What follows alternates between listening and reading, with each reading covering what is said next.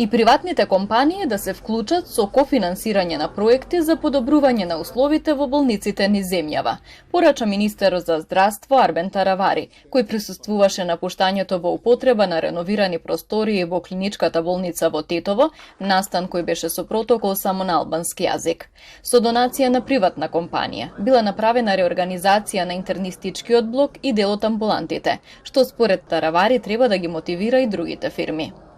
Во септември планирам да се сретнам со поголеми компании во Македонија, бидејќи многу е битно и општествено одговорните компании заедно со Министерството за здравство, каде Министерството за здравство би инвестирало, тие би ни помогнале за да реновираме одредени објекти во здравството. Нормално ние си имаме наши проекти кои што ќе ги тераме, но секогаш се добродојдени и одредени кофинансирања од компании кои што се успешни во Република Северна Македонија.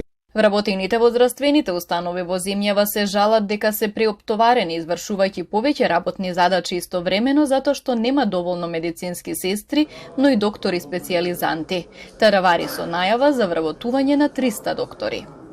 Не само во Тетово, генерално секаде има недостаток, посебно на средномедицински кадар. Ние ќе се обидеме овој период, знаете, 300 доктори специјализанти ќе бидат ангажирани, меѓутоа и средномедицински кадар ќе се обидеме да ангажираме. Се надевам дека до некаде недостатокот на кадар ќе го покриеме.